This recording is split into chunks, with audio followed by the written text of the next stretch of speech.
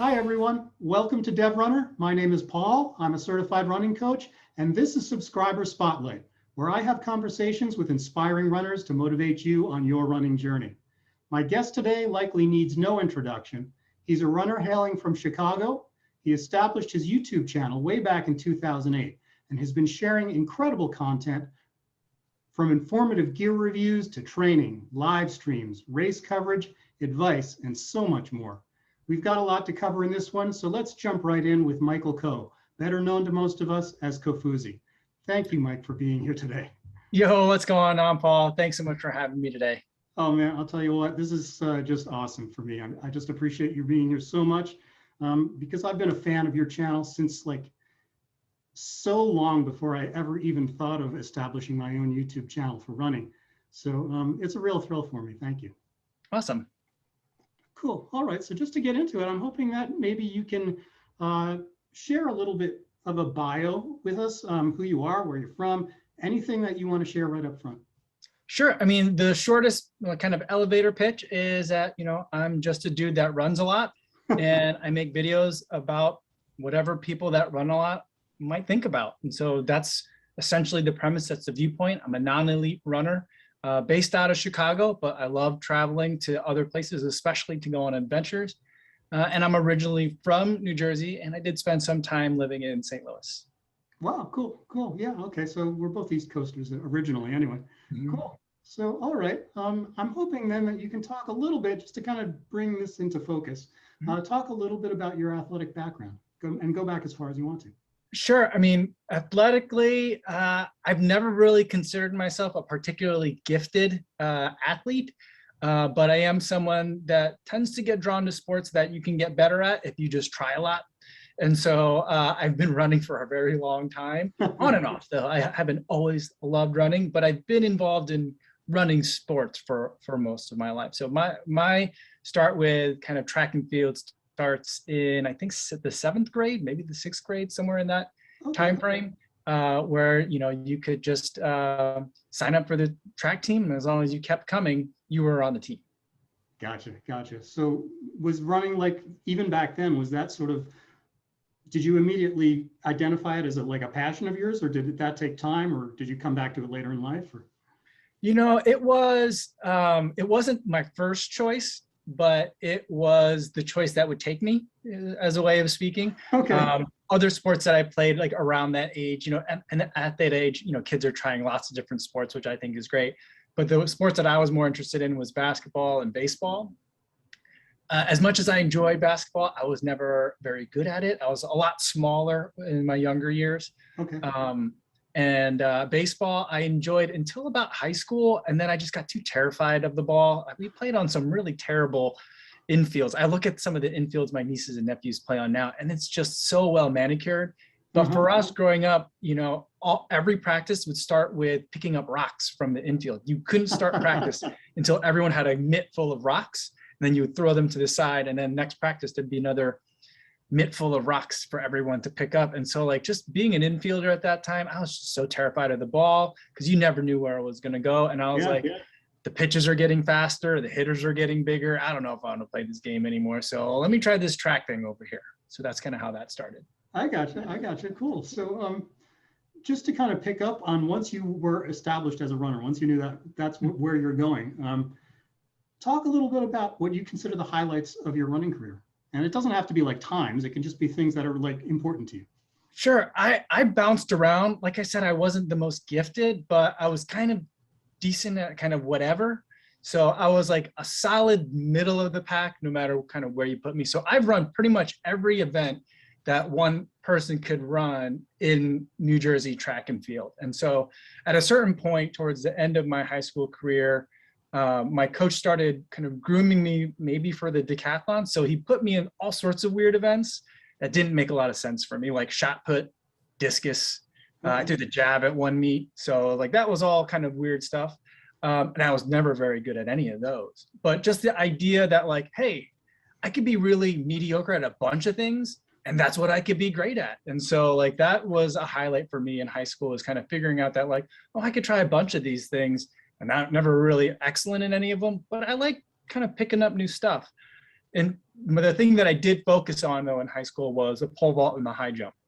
And so those are also just kind of like really weird events to be in, because, you know, not a lot of people are doing those. Most people are doing 400s and 800s. But, you know, again, there was many more people that were better than me on the track team at that. So I kind of, if we needed someone for a relay, you know, I was there. But for the most part, I tried to stay on the infield rather than on the actual track itself. Okay, cool. So like, yeah, just to kind of, I'm just dying to get some more information, because at some point you moved from sort of track-based running, and there had to be a point where you just kind of hit the roads and started going long. So where along the way did that happen? That came kind of like after after high school. I pole vaulted for college for a very short time at a very small Division III school. And, you know, I kind of left that to the side and kind of like left running for a while. I was kind of done with that. I was ready to kind of live an adult life and do like adult things and like have a job and like go to work and then happy hour, that kind of stuff. Yep. And I wasn't running pretty much at all. Here and there, you know, in the springtime, it'd be a nice day. I'd be like, oh, maybe I'll go for a run. But it wasn't until 2010 when my dad, he called me up one day and he was like, hey, I'm going to run a marathon. I'm like, you are? He wasn't ever a runner when I was growing up, but he was telling me he's running this marathon in Baltimore in October. I don't think he was inviting me, but I invited myself. So I was like, I'm going to run it too, Dad. And at the time, he had just turned 60 and I was going to be turning 30 at that year. So I was like, all right, this is a great thing that we could do together. And that was kind of my reintroduction to running, and my first foray into anything longer than, you know, a 6-mile run. Gotcha. Okay. So like, how long was it before you knew this was something you really liked, like, and continued on that road? Oh, I didn't like it that time at all. I mean, I was enjoying it kind of, but it was pretty much a couch to marathon, and it went terribly. I mean, it went about as well as a couch to marathon could go, right? Yeah. And so I made it to the start. I was hurt. I hobbled through the race. You know, I struggled with my injury in the race, and I had to take a lot of time off afterwards, just to recover from kind of how beat up I was. So, you know, that was not a pleasurable experience. And I kind of left the event thinking, well, check that off the list. I don't have to do a marathon ever again. So I'm pretty much done. And that's kind of how I left it. And, you know, the following year in the spring, I was like, all right, I should be better now. I haven't run in a good 4 months. Let's give this a try. And my knee still hurt. So I was like, okay, let's try again next year. And that kind of became another long gap in running until like 2016 or so, when a buddy of mine was like, hey, you used to run. Let's go do a race. Let's go do a 10-mile race. It's coming up on Memorial Day. You want to run it with me? And I was like, okay. And that's when kind of it took off again. Gotcha. Yeah. Okay, cool. So I'm going to kind of bounce off of what you just said. Sure. And something I'm noticing on your channel in the last, I don't know, let's say year, is that you're starting to move a little bit more between road running, trail running, even different aspects of the triathlon. Mm-hmm. So at this point, and I don't mean long-term, but at this point, what do you find the most attractive of those three? Is there something that you're going to sort of start leaning more towards, or are you just kind of going to be everywhere? I mean, right now I'm trying a little bit of everything. So over the last year and a half, there was a lot of limitations on what we could and couldn't do as runners. And during that time, I was like, all right, when this is all over, anything that I've ever had like a wild hair that I might want to try something one day, as soon as I can, I'm going to go out there and try it. And so that's where, you know, getting out, I mean, that's where a lot of like the triathlon stuff came into play, and like the steeplechase that I've got coming up in a couple weeks. I've never done one before, but it's something I've wanted to try for a really long time. So I'm like, all right, I'm just going to sign up first, figure it out later, make some mistakes along the way, but I'm not going to, you know, assume that, oh, there'll be time later for that anymore. So that's kind of where all these new things are coming up. I gotcha. Yeah, it's funny because I was just watching your video that you published. Was it yesterday? Or I think it published this morning, but of you on the track getting ready for steeplechase. Man, that charged me up. That was just great. That was awesome. Yeah, you know, I've been kind of avoiding the track a little bit just because, you know, I've been running a lot of road marathons and half marathons. And so, you know, I feel like, you know, I don't know with where my weaknesses were. I didn't really feel like I needed to be on the track so much. And so that was another aspect of it too, is like, all right, let's, stop kind of like avoiding the things that we don't like so much. And let's start doing some events that kind of push us out of the comfort zone a little bit too. So just getting on the track was one like that I kind of had to, recalibrate the way I was approaching running, but also like, with it being a steeplechase that I'm getting ready for, had to figure out some hurdles again, which I hadn't done since high school. So it was a little bit kind of like, all right, do I still got this? I never really had it. I wasn't that great at it to begin with. So like, how much can a body possibly remember? No one ever says like, hey, don't worry, it's easy like riding a bike, going over the hurdles. I don't think anyone's ever said that. So it's like, this could be ugly, but I thought I'd give it a shot again. That's awesome. That's great, because I'll tell you what, when I was watching you do all that, I was thinking, God, this guy is brave, because, I don't know if it's my age or what the case may be, but man, hurdles just scare me. But that's I mean, the thing is, it never feels, for me, it never feels good going over them. It always feels like I'm doing this weird. And then I look back at the footage and I'm like, that's not terrible. And so I'm like, okay, well, I guess it just feels weird. That's just how it goes. So I'm going to kind of like, all right, I'm going to go with it. That's it. Cool. Yeah, you've inspired me, because every time I sneak into my local track, there's always a pile of hurdles there. So maybe I'll just break them out one day. We'll see. All right, go for it. They're adjustable, so you can start low and then, work up if you want.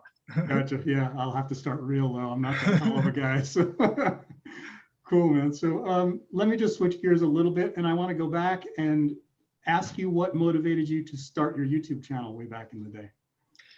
I was already making videos in terms of like the running content. So like I had been watching a lot of YouTube generally about, like you mentioned that, I started the channel in 2008, but like I made one or two videos basically because I needed a way to share a video with people. And in 2008, like you couldn't attach it to an email, and like sending services were really expensive. So I was like, how do I show people this little video clip that I made? It wasn't unedited. It was just like something that I'd captured with, with my camera. Mm-hmm. So that's how that kind of first started. And I lay pretty dormant for a long time until maybe about 2016, where I was like, all right, I'm watching a lot of these YouTube videos, just daily vlogs, all sorts of different topics, a lot of tech YouTube, like phones and computers and stuff like that. So I was like, well, maybe I can make some videos. I have cameras. I know how to edit video. Let's try this. So that's kind of how I was like, all right, this might be fun to do. I see other people doing it. Let's see if I can do it. I've always liked having some sort of creative outlet outside of work, whether it's been writing or taking photographs. And I was like, well, maybe some video. So it was kind of an experiment to start out with. I was making a video every once in a while, until I was to the point where I was like, all right, this daily vlogging thing is interesting. I kind of like that it's fast. It makes you have to think ahead, but also quickly. And it doesn't let you kind of like keep tinkering with something to make it perfect. You just got to make it for the next day. And so I kind of really liked that aspect of it. And so I kind of dove into daily-ish vlogging for a while. And that's kind of like what my real start in YouTube was. Gotcha. Cool. Now, one of the things that I've kind of noticed as sort of a theme that runs through your channel is your openness to interacting with, not just the other big names like yourself that are on there, but you're so open to talking with, like up and coming YouTubers like myself, and even other people who are just kind of followers of you who don't even have their own YouTube channels. Now, I think that's so great, and I think it says a lot about you as a person. But I'm wondering if you could talk a little bit about how that reflects your overall philosophy in YouTube as a content creator. I mean, part of that is I had a real hard time just getting off the ground. And part of that's probably because I was making a daily vlog at a time when everyone was making daily vlogs. And so just getting any sort of traction seemed just impossible. Like the algorithm seemed like this mythical beast that you couldn't ever make enough good sacrifices for. It was never appeased. And like, it was just hard to find people that weren't like follow for follow and sub for sub. So it was just like a really strange space. I think it's still that way now, but I'm a little bit more removed from kind of what that's like today. Yeah. But I still very much remember what it was like to have to be stuck at like 73 followers for like a week straight. Yeah. You know, like that was just, it was miserable because I was like, I'm putting a lot of work into this. I don't expect to be taking off, but at the same time, I'm like, one person didn't see this? Like I mean, the views weren't great either. So I was like, you know, I mean, of the 12 people that wanted to see this, one of them had to have been new. Maybe they wanted to hit subscribe. So like, it was really frustrating. And so part of that was like, you know, when I approach it, I want it to be a welcoming space, and people will, like, the grind of YouTube or making videos frequently is hard enough. Mhm. I don't think that there should be any community reasons that make it even harder, right? And so I just want to make it a very welcoming space, let people come in, try and, you know, say things in the way that they want to say them and see if it takes hold. Not because people are closing gates and keeping people out, but because maybe, you know, they find out, yeah, I don't like doing this, or, you know, like this is too much work, I don't have enough time for it, whatever it may be. But I don't want like access to be like the limiting factor for anyone. Yeah, and it's a great philosophy. I can't tell you how much I appreciate that about you. And you know, on a much smaller scale, I feel very much the same way because, you know, I've been doing this on YouTube for maybe a year and a half now, coming up on that. And you know, I see the people who are literally just coming out of the gate now, and you know, they look at like a channel like mine and they're like, wow, he's almost at 1,000 subscribers, that must be big time. And it's kind of like, no, it's not. You know, I'm just like this silly guy trying to figure it out just like you are. I just happened to have started a year ago, that's all. So Right. I love helping other people out and doing that kind of thing. It's just really, really satisfying. So I want to thank you for, you know, having that same attitude. Well, it's my pleasure. It's the least I can do. Awesome, awesome. So you alluded earlier to how you were doing a lot of experimenting with the type of content and all the hard work that goes into that. So forgive me, I'm going to do a little reading here so I don't miss something, but you're basically constantly reinventing yourself to this day. And you were talking a little bit about that earlier on. So you never really shy away from new adventures. And you talked about, you know, just kind of getting it done while you can. I mean, you're doing things, you know, now like open water swimming, running a steeplechase, taking on ultra marathons, interviewing the biggest of the big names in the running community.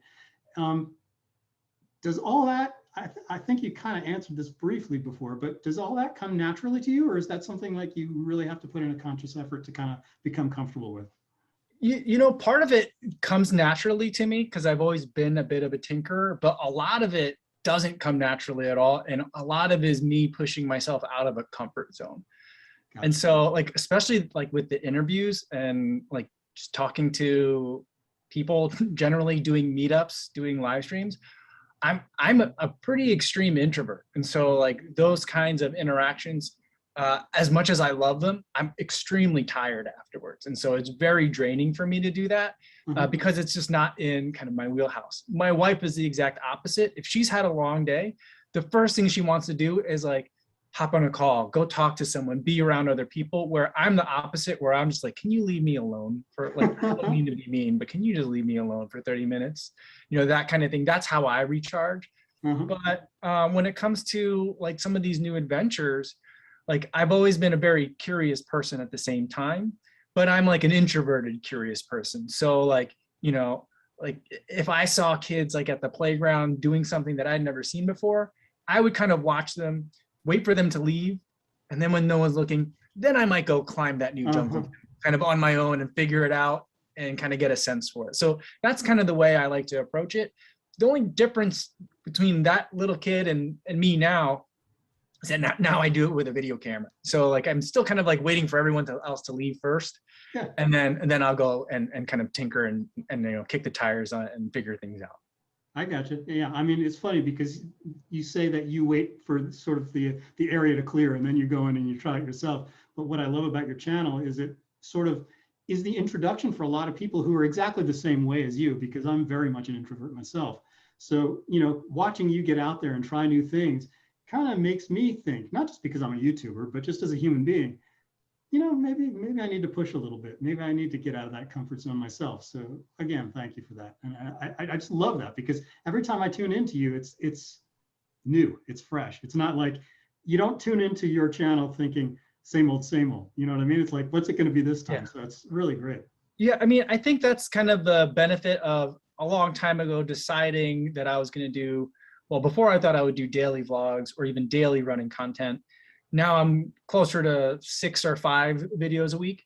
But like the other side of that is I have a lot of kind of wiggle room, so like as long as people understand that this isn't like a different running shoe video every day, and sometimes it takes people a little while to figure that out. It could be about a steeplechase workout. It could be about a running belt, a hydration vest, or it could be about a shoe, or it could just be about, a travel day.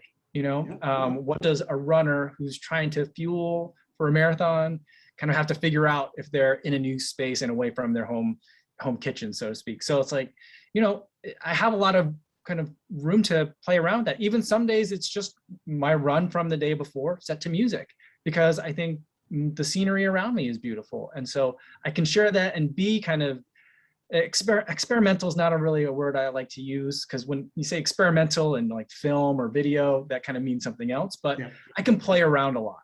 And I think people like that. I think, the core subscriber group, they appreciate that because they have those experiences too.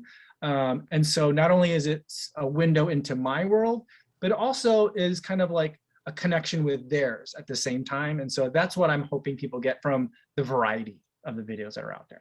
Yeah, gotcha. Yeah, I mean, just keep it coming. That's all I can tell you on that. I want to talk about like one of the major aspects of your channel, for not just for like the regular viewers, but for the people who are just coming in cold. And that's the fact that you do such a great job of honest, in-depth shoe reviews, gear reviews.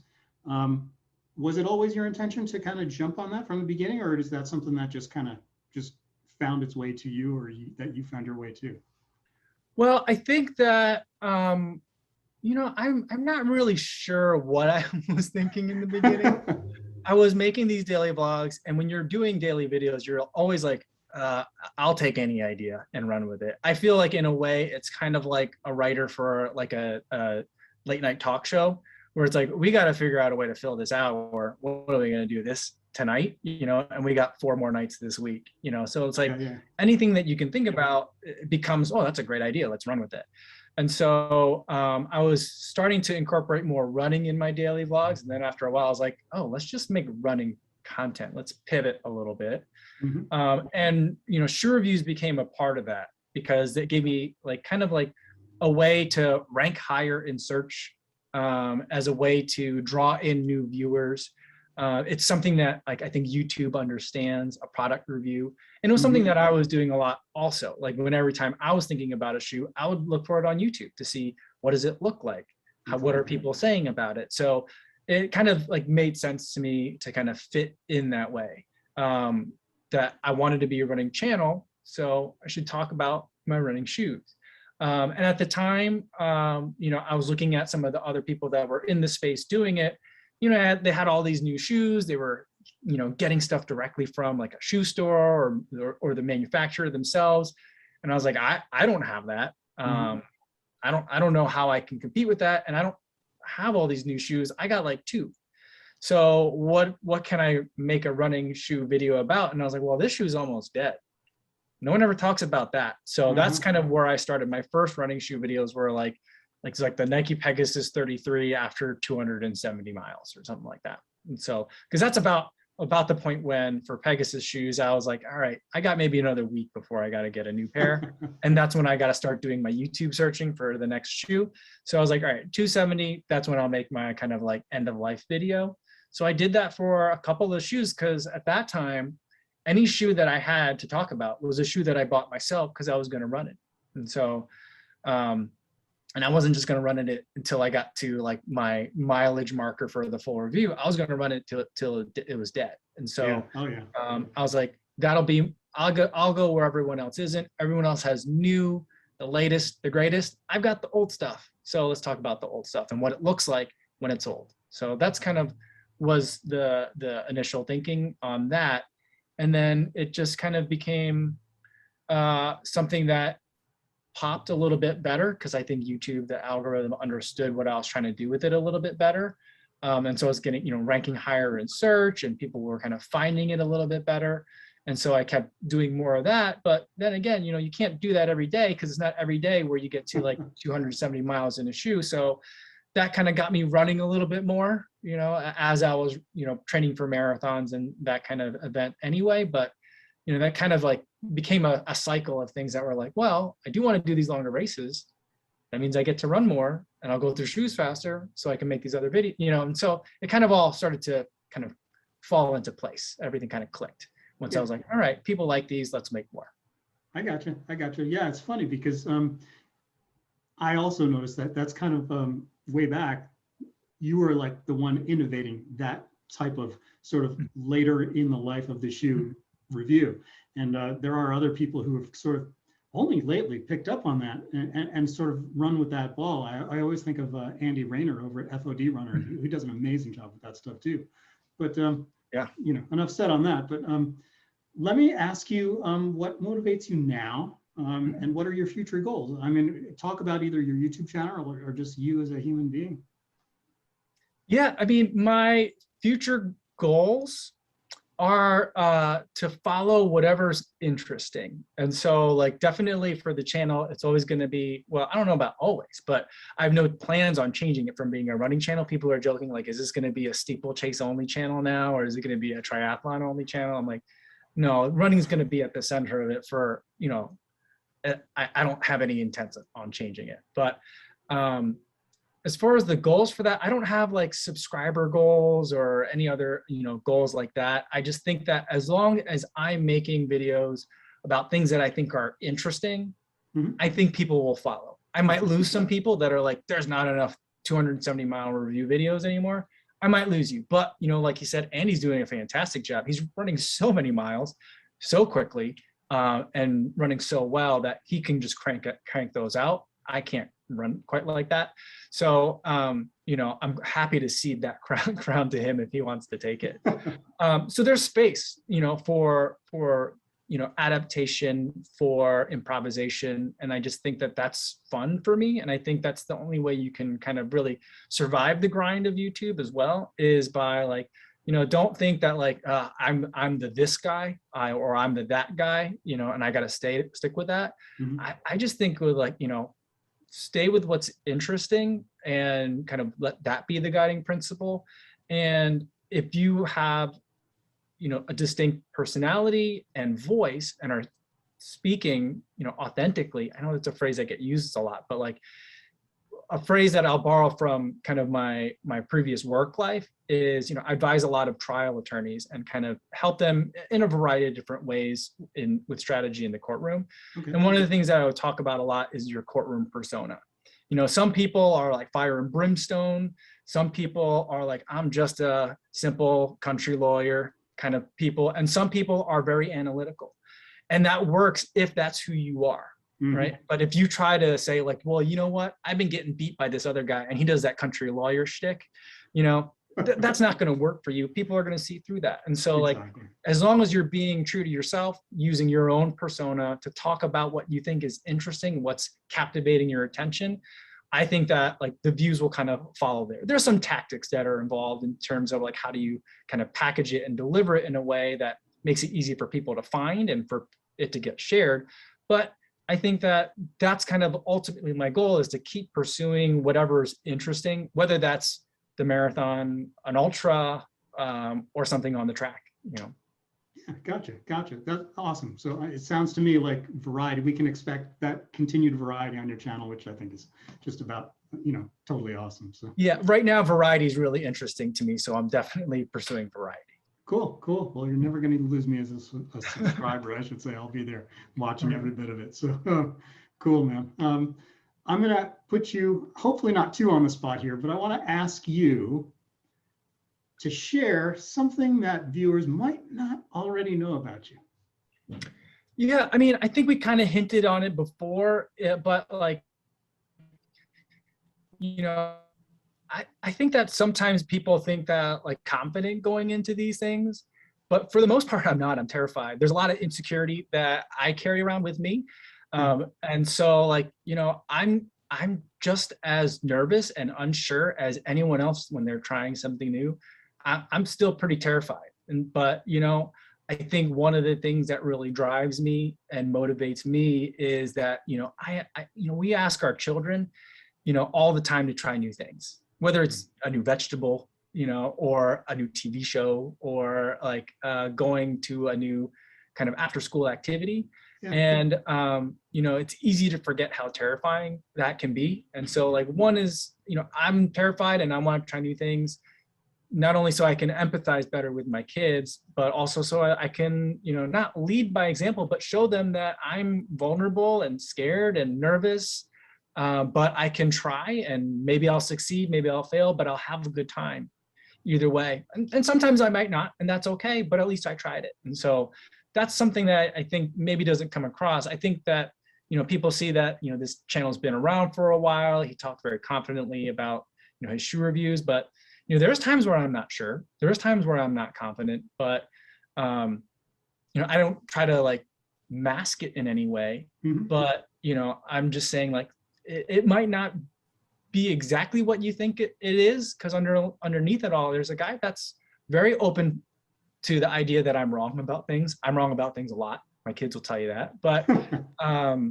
so there's a lot of insecurity, but, go out there and experience it. It's kind of like the way that, I approach it.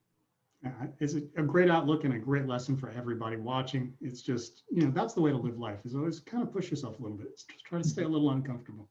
So with that, I'm going to ask you sort of like a big picture question here. How has running changed your life for the better?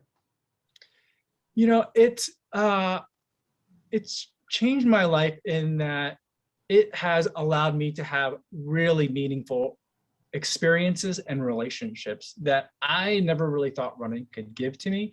And part of that is because I'm doing it in a very public way on YouTube. And so like, I'm at the point now where I'm getting the opportunity to work with brands. I'm getting the opportunity to work with events and go experience things at a level that most people won't get to experience, whether it's behind the scenes or with media credentials, that kind of thing. So it's opening my world to those things.